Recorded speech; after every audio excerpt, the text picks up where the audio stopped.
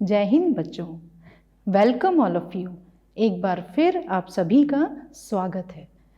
Today we are going to study chapter 9 class 12th general English.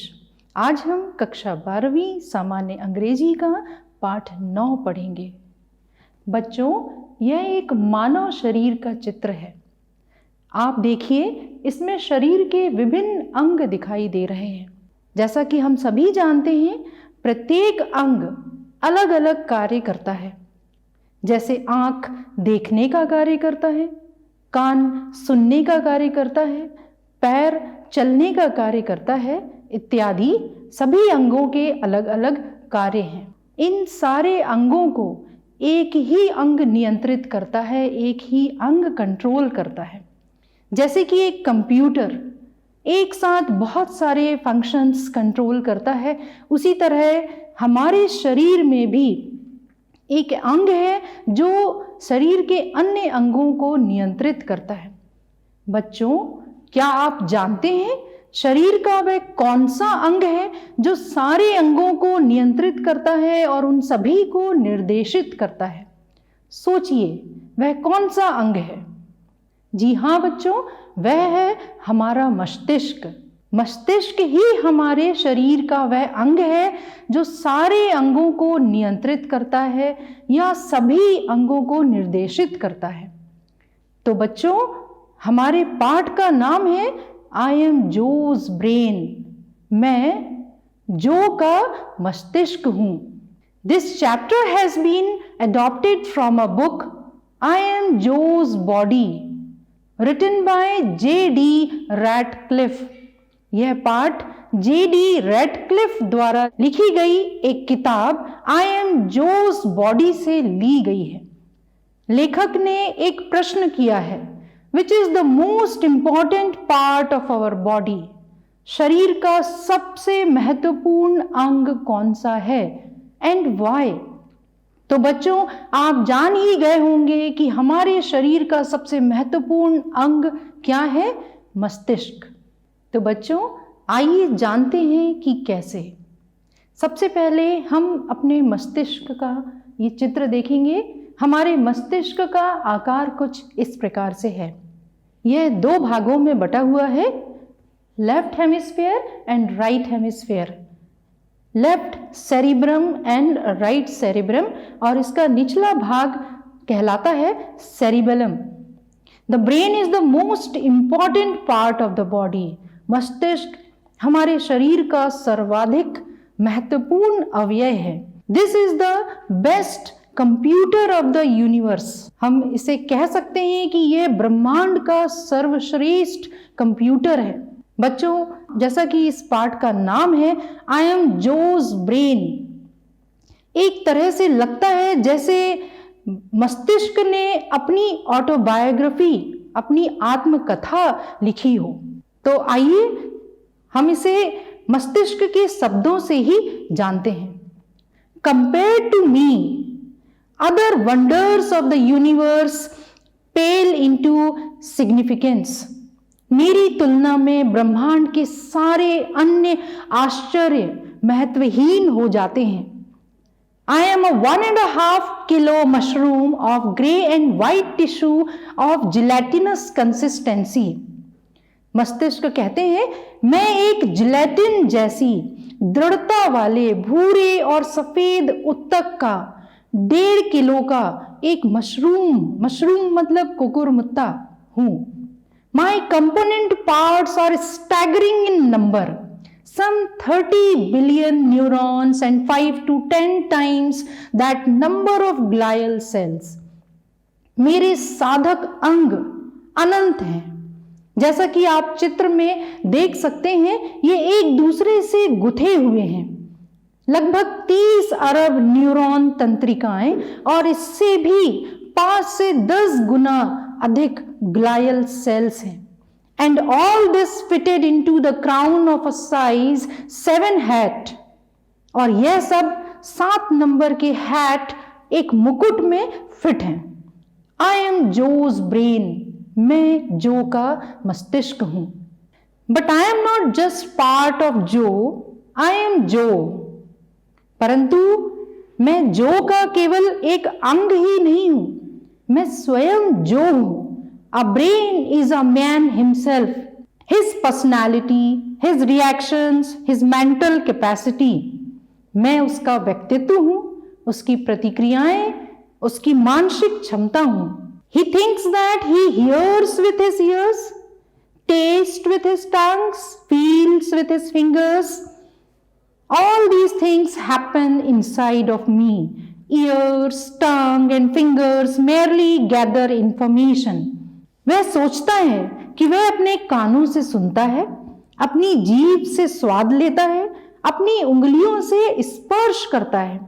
यह सब चीजें मेरे भीतर ही घटित होती हैं। कान, जीभ और उंगलियां तो सिर्फ सूचना एकत्रित करते हैं। I tell him when he is sick, when he is hungry, I govern his urge, his moods and everything. वो मैं ही हूं जो उसे बताता हूं कि वह कब बीमार होता है, उसे कब भूख लगती है। मैं उसकी प्रेरणा, मनोदिशाओं, उसकी हर चीज को शासित करता हूं। Even when he is asleep, I continue to handle traffic that would swamp all the world's telephone exchange. यहां तक कि जब वह सोया हुआ होता है तब भी मैं सारे ट्रैफिक को नियंत्रित करता रहता हूं। The amount of information flooding in on Joe from the outside is staggering. जो विश्व के सारी टेलीफोन एक्सचेंजों को सोख सकता है, अर्थात उससे भी ज्यादा जटिल है। बाहर से जो सूचनाएं फ्लडिंग मीन्स बाढ़ के रूप में आ रही हैं, उसकी मात्रा भी अनिश्चित तौर पर विशाल है। How can I cope with it all? इस सब के साथ मैं कैसे कुशलता पूर्वक समस्याओं को हल करता हूं? I simply select what is important and जो ignores the rest. जो बहुत ज्यादा महत्वपूर्ण है, मैं सिर्फ उन्हीं का सिलेक्शन करता हूं और शेष की उपेक्षा करता हूं या फिर भुला देता हूं। If Joe puts a phonograph record on and attempt to read at the same time, he will concentrate on the record or the book, but not both. यदि जो बजते हुए गाने भी सुनता है और पढ़ाई भी करता है, तो उसका ध्यान किसी एक ही चीज पर केंद्रित हो सकता है, या तो गाने में या पुस्तक में, परंतु एक साथ वह दोनों में कॉन्सेंट्रेट नहीं कर सकता। If Joe becomes involved in a particularly good novel, he should not be surprised if he does not remember hearing his favorite musical passage. यदि जो विशेषकर किसी अच्छे उपन्यास में संलग्न है, तो उसे आश्चर्य नहीं होना चाहिए कि वह अपने प्रिय संगीत को सुन ना पाए। कहने का अर्थ यही है कि मस्तिष्क केवल एक ही चीज पर एक बार में कंसंट्रेट कर पाता है। Of course, if something potentially dangerous happens, I instantly shift gears. वास्तव में यदि कुछ अत्यंत भयानक घटित होता है तो मैं तुरंत गियर बदल देता हूं। Let Joe slip on the ice and I immediately direct him to regain his balance and then signal his arms to break the fall. यदि जो बर्फ पर फिसल जाए तो मैं तुरंत उसको संतुलित होने में मदद करता हूं और उसकी भुजाओं को गिरने से बचाने के लिए सक्रिय कर देता हूं। Finally, if he hits the ground, I let Joe know if he is hurt and the event is stored in my memory to warn Joe to walk carefully on ice in the future. अंत में यदि वह गिर ही जाता है तो मैं जो को यह बताता हूं कि क्या उसे चोट लगी है और जो भविष्य में बर्फ पर सावधानी पूर्वक चले, इस बात के लिए मैं उसे मेमोरी में डाल देता हूं। In addition to taking care of such emergencies, I have thousands of housekeeping chores to perform. ऐसी आपात घटनाओं में सावधानी बरतने के अतिरिक्त भी मेरे पास हजारों कार्य संपन्न करने होते हैं। Overseeing breathing, for example, Sensors inform me that carbon dioxide is rising in Joe's blood and that he needs more oxygen. उदाहरण के लिए ब्रीदिंग मीन्स श्वास का निरीक्षण करना। संवेदी अंग मुझे सूचित करते हैं कि जो के रक्त में, ब्लड में कार्बन डाइऑक्साइड की मात्रा बढ़ रही है और उसे अधिक ऑक्सीजन की आवश्यकता है।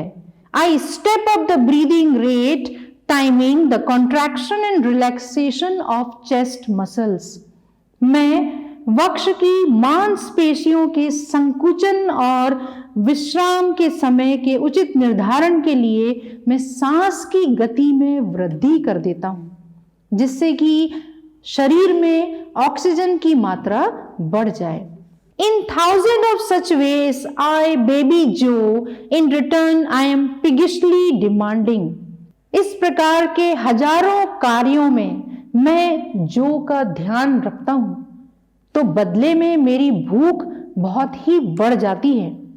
Although I represent only 2% of Joe's body weight, I require 20% of the oxygen he inhales and 1/5 of the blood his heart pumps. यद्यपि जो के शरीर की वजन की तुलना में मेरा वजन केवल 2% होता है, परंतु मुझे जितनी ऑक्सीजन वह इनहेल करता है, जितनी ऑक्सीजन वह लेता है, उसका 20% चाहिए और जितना रक्त उसका हृदय पंप करता है उसका 5वां भाग यानी 20% की आवश्यकता होती है। I am utterly dependent on a constant supply, और मैं बिल्कुल सतत पूर्ति पर पूर्णतः निर्भर रहता हूं। मुझे कंटिन्यूअसली ऑक्सीजन और फूड की जरूरत होती है। Let there be a temporary shortage and जो फेंट्स। जरा सी भी इनमें कमी आई, जरा सी भी ऑक्सीजन और भोजन की मात्रा में कमी आई और मैं मूर्छित हो जाता हूं। Let the supply be cut off for a few minutes and I suffer a grave damage, paralysis और डेथ में रिजल्ट। यदि आपूर्ति को कुछ मिनट के लिए बंद कर दिया जाए तो मुझे गंभीर हानि हो सकती है। इसके परिणाम स्वरूप मुझे पैरालिसिस मतलब लकवा या डेथ मीन्स मृत्यु भी हो सकती है। I also demand a steady supply of nourishment, that is glucose. मुझे पोषण की भी आवश्यकता होती है, जैसे कि glucose. Even in situation of acute starvation, I get first call on any available, for without me Joe would die. भयंकर भूख की स्थितियों में भी जो कुछ भी उपलब्ध हो सके उसी को लेना आवश्यक है, क्योंकि मेरे बिना जो की मृत्यु हो सकती है। In many respects, I am like a vast, unexplored continent with little more known than the rough outlines of the shore. बच्चों, इस पैराग्राफ में लेखक ने मस्तिष्क के बारे में कुछ बहुत ही रोचक, बहुत ही इंटरेस्टिंग इंफॉर्मेशंस दी हैं, जैसे कि कई दृष्टियों से रूपरेखा की साधारण जानकारी से अधिक जानकारी नहीं हो, ऐसी किसी विशाल अन्वेषित महाद्वीप की भांति ये ब्रेन है, ये मस्तिष्क है। But the researchers who are attempting to map me have come up with some fascinating information. लेकिन कुछ रिसर्चर्स, कुछ खोजकर्ता, अनुसंधानकर्ता जो मुझे जानने के लिए प्रयत्नरत हैं, कुछ आकर्षक जानकारी उन्होंने हासिल की है। For example, although all pain is felt in me, I myself have no pain sensation even when I am cut. उदाहरण के लिए सारा दर्द मुझ में महसूस किया जाता है, लेकिन जब मैं कट भी जाऊं तो भी मुझे स्वयं दर्द का कोई अनुभव नहीं होता। Thus, brain surgery is performed with the patient wide awake, allowing the brain explorers to stimulate specific areas of me electrically and observe the response. इस प्रकार मस्तिष्क का ऑपरेशन यानी कि उसकी शल्य क्रिया जो है मस्तिष्क अनुसंधानों के द्वारा विद्युत के माध्यम से मेरे विशिष्ट क्षेत्रों को उद्दीप्त करने का अवसर देते हुए और उसकी प्रतिक्रिया का निरीक्षण करते हुए मरीज को पूरी तरह से वाइड अवेक मतलब जागते हुए भी ऑपरेशन किया जा सकता है, क्योंकि ब्रेन में, मस्तिष्क में किसी प्रकार का दर्द महसूस नहीं होता। इफ जो undergoes such surgery he will be amazed at what can happen. यदि जो की कभी इस प्रकार की ऑपरेशन होती है तो वह देखकर आश्चर्यचकित होगा। A tickle of electricity in one place and he might see a long forgotten third grade teacher stimulated in other places. He might hear a train whistles or a recitation of nursery rhyme he could not have recalled a few hours earlier. एक स्थान पर बिजली का झटका लगे तो हो सकता है कि लंबे अंतराल से विस्मृत कोई अति सामान्य शिक्षक उसके स्मृति पटल पर आ जाए।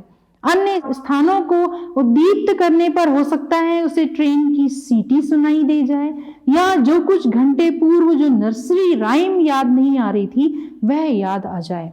The brain mappers have at least a rough outline of my primary functioning areas, vision in the rear, hearing on the sides. मस्तिष्क का खाका बनाने वाले, मैप बनाने वालों को मेरे प्रारंभिक कार्य क्षेत्रों की कम से कम मोटी रूपरेखा की जानकारी होती है। Perhaps the most interesting discovery is the pleasure center. सबसे मजेदार खोज है आनंद केंद्र। यहाँ पर लेखक ने एक उदाहरण दिया है, एक चूहे को एक स्विच दबाना सिखा दीजिए जो उसके लिए आनंद केंद्र को 1 मिनट की विद्युत चुंबन देता है, जिससे वह एक्साइटेड हो जाता है और वह चूहा भोजन से भी अधिक महत्व इस एक्साइटमेंट को देता है और लगभग बार बार स्विच को वह दबाता रहता है। यदि उसे समय दिया जाए तो वह संभवतः भूख से प्रसन्नता पूर्वक मर भी सकता है। I reside of course in a well protected fortress. आगे मस्तिष्क अपने रेसिडेंस के बारे में बताते हैं, अपने घर के बारे में बताते हैं कि मैं वास्तव में सुरक्षित एक लघु किले में निवास करता हूँ, एक छोटे से किले में निवास करता हूँ। मेरी ये जो स्कल है, ये जो खोपड़ी है, ये आधा सेंटीमीटर मोटी है, आधार में ये थोड़ी सी और मोटी हो जाती है। मैं मस्तिष्क एक जलीय द्रव में डूबा रहता हूँ जो बाहरी धक्कों से मुझे सुरक्षित रखता है। एक रक्त मस्तिष्क अवरोधक जिसको कि ब्लड ब्रेन बैरियर कहते हैं, वह एक द्वारपाल का काम करता है। लेटिंग समथिंग इन मीन्स वह कुछ चीजों को अंदर आने देता है और कुछ को अंदर आने से मना कर देता है। इस प्रकार यह ग्लूकोज का स्वागत करता है जिसकी मुझे आवश्यकता होती है, परंतु बैक्टीरिया मीन्स रोगाणु और टॉक्सिक सब्सटेंस मीन्स विषैले पदार्थों को बाहर ही रोक देता है। Most painkillers and anesthetic pass in with ease, but so unfortunately do alcohol and hallucinogenic drugs that wildly distort my normal activities. अधिकांश दर्द निवारक पेन किलर्स और एनेस्थेटिक मीन्स जिससे हम चेतना शून्य करते हैं, आसानी से अंदर प्रवेश कर जाते हैं, परंतु ये मेरा दुर्भाग्य है कि इसी प्रकार सुरासर और विभ्रामक मादक पदार्थ जिसको हम अल्कोहल या हेलुसिनोजेनिक कहते हैं, जो ड्रग्स हैं, वो भी मेरे अंदर प्रवेश पा जाते हैं, जो मेरे क्रियाकलापों को बुरी तरह से नष्ट कर देते हैं। I may even hear a visual image. मैं दृश्य छवि को भी सुन सकता हूं। अब मस्तिष्क अपने आर्किटेक्चर के बारे में बताते हैं, अपनी बनावट के बारे में बताते हैं। A word about my architecture. अब मेरे आर्किटेक्ट, मेरे शिला के बारे में कुछ शब्द। Lift a piece of sod from a lawn and note the baffling intertwining of roots. घास के मैदान में से एक त्रड़ी उठाइए और आप देखेंगे कि चकरा देने वाली परस्पर उलझी हुई जड़ों को, उस घास के गुच्छे को आप उठाकर देखेंगे तो उसमें उसकी जो जड़ें हैं वो एक दूसरे में उलझी हुई हैं। I am something like that. मैं कुछ उसी तरह का हूं। Multiplied by millions, लाखों गुना अधिक। Each of my 30 billion nerve cells or neurons connects with others some as many as 60,000 times. मेरी 30 अरब तंत्रिका कोशिकाएं न्यूरॉन में से प्रत्येक अनतंत्रिका कोशिकाएं लगभग 60,000 गुना एक दूसरे से गुथे हुए होते हैं। A neuron looks something like a spider attached to a filament. एक तंत्रिका कोशिका मीन्स न्यूरॉन एक तंतु फिलामेंट से संबंध कुछ एक मकड़ी के समान दिखाई देता है। जैसा कि आप इस चित्र में देख सकते हैं, मकड़ी कोशिका शरीर है, तंतु एक्सॉन है और डेंड्राइट्स उसकी टांगे हैं। The spider is the cell body, the filament the axon and the legs the dendrites. असल कोशिका तंत्र से टांगे संकेत प्राप्त करती हैं। असल कोशिका तंत्र से टांगे, ये जो लेग्स हैं, जो डेंड्राइट्स हैं, वो संकेत प्राप्त करती हैं और इसको शरीर को भेज देती हैं। बदले में तंतु के द्वारा 340 किलोमीटर प्रति घंटे की गति से संकेत वापस भेज दिए जाते हैं। प्रत्येक संकेत जब गुजर जाता है तो तंतु को रासायनिक रूप से पुनः सक्रिय करने में 1 सेकंड का लगभग 2000वां भाग समय लगता है। At no point does one of my neurons touch another. Signals are passed spark gap fashion. किसी भी बिंदु पर मेरी कोई तंत्रिका कोशिका दूसरी कोशिका को स्पर्श नहीं करती है। प्रत्येक संकेत जब गुजर जाता है तो तंतु को रासायनिक रूप से पुनः सक्रिय करने में 1 सेकंड का लगभग 2000वां भाग समय लगता है। At no point does one of my neurons touch another. Signals are passed spark gap fashion. किसी भी बिंदु पर मेरी कोई तंत्रिका कोशिका दूसरी कोशिका को स्पर्श नहीं करती है। प्रत्येक फायरिंग पर एक तंत्रिका अन्य तंत्रिका से रासायनिक तरीके से संपर्क करती है।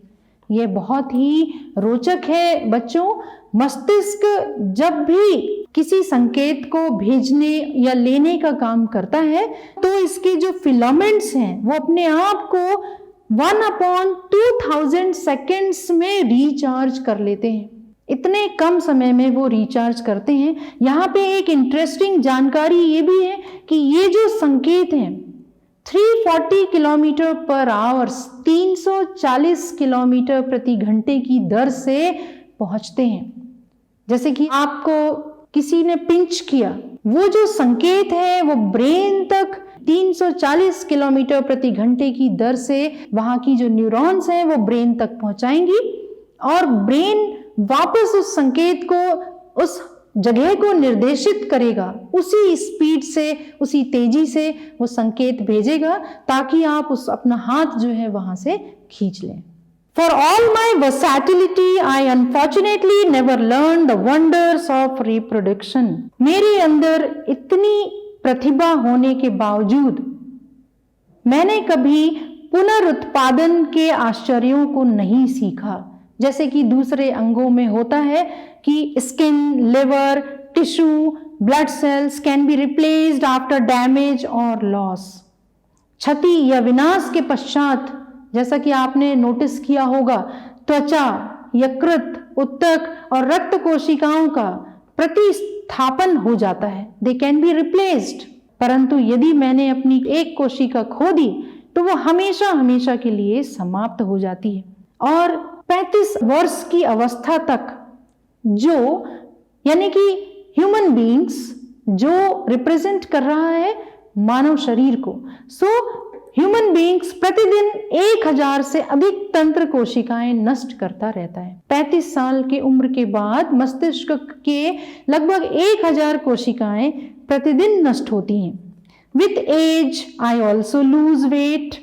उम्र के साथ साथ मेरा वजन भी कम होता है, परंतु मेरे विशाल संग्रहण के लिए ये चीजें संकटदायी हो सकती हैं, लेकिन मैं उसकी क्षतिपूर्ति कर लेता हूँ। लेकिन यदि 1000 कोशिकाएं नष्ट हो जाएं और अन्य 1000 को इसका कभी पता नहीं चलेगा, लेकिन यदि पर्याप्त कोशिकाएं नष्ट हो जाएं तो जो को पता लग सकता है। उसकी सूंघने की शक्ति कम हो जाती है, उसका टेस्ट करने की क्षमता उसकी तीव्रता में कमी आ जाती है, उसकी सुनने की शक्ति कम हो जाती है और उसे नाम, दिनांक और टेलीफोन नंबर याद रखने में कठिनाई हो सकती है। But I will take care of the really important jobs to the end. लेकिन मैं वास्तविक रूप से अनिवार्य कार्यों की देखभाल अंत तक करता रहूंगा। तो बच्चों, आपने ब्रेन से संबंधित, मस्तिष्क से संबंधित काफी रोचक जानकारियां आपको हासिल हुई है। अब हम इसका नेक्स्ट पार्ट जो है वो अगले भाग पार्ट 2 में पढ़ेंगे। जय हिंद बच्चों।